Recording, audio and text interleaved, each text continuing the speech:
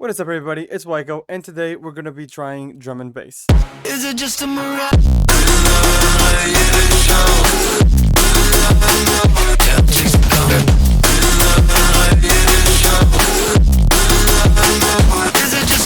You guys already know this project is going to be available on my Patreon. So me, my buddy Cloak, and Arcade Menace did the stream mix for the new Assassin's Creed game, and I'm just gonna do a really quick video on how the song was made. So first things first, kick in the drums.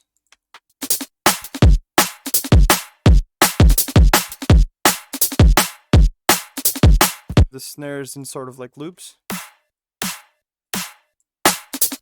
The kick is a drill kick. This is the kick without processing. I needed the kick a little bit more in your face, so I went with OTT, equalizer, and Kramer tape. This makes the kick really in your face.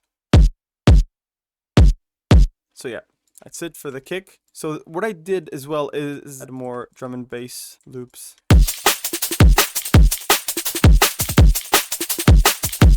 Super important. Thing is, since drum and bass has not 4x4 rhythm, so the kick's not hitting like 4-on-4. What I did is sidechain everything to the kick using peak controller. So here, right here, the drum loops have the fruity balance linked to the peak from here, and I reversed the input signal, so it goes down whenever the kick hits here. That was my easiest way to sidechain the kick, seeing as this groove is not like 4x4, like doom, doom, doom, doom. So I needed another method to sidechain the kick. So that's basically it. Kick and drum loops, then the vocal. So with the vocal here, what I did is equalizer, just boost the highs, RVox to compress the vocal quickly, soundgoodizer, same thing.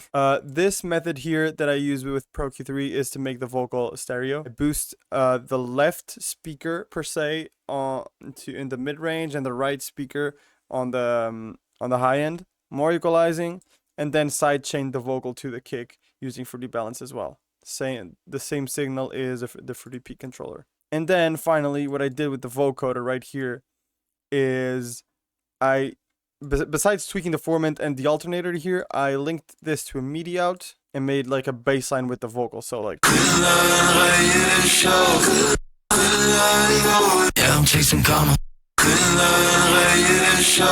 So what notes did I use? I used the same notes as I used for the bass line. So right here, C sharp and D, C sharp and D.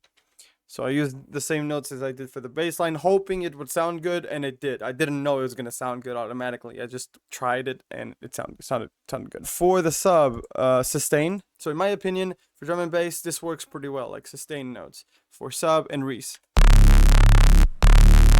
So for the sub, normal preset, just the sub signal here, and then the processing, which is soundgoodizer and one knob, fader, equalizing, and then also sidechaining to the same signal, which is the kick. So that's the sub. So for the res, I did some processing, minor stuff, and then I also sidechained it to the kick. What I was gonna say is like the res is very important for drum and bass. It fills up the low end a lot. So like without the res,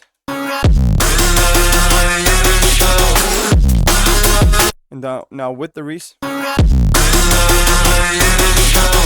it's like the low end is completely filled thanks to the res. And for the lead, and this one, layered, they sound really good together. And then I did some processing, EQ, cutting the lows, boosting the highs, Camel Crusher, and then finally sidechaining everything to the kick as well. And when you put everything together, so all that we need now is the minor effects.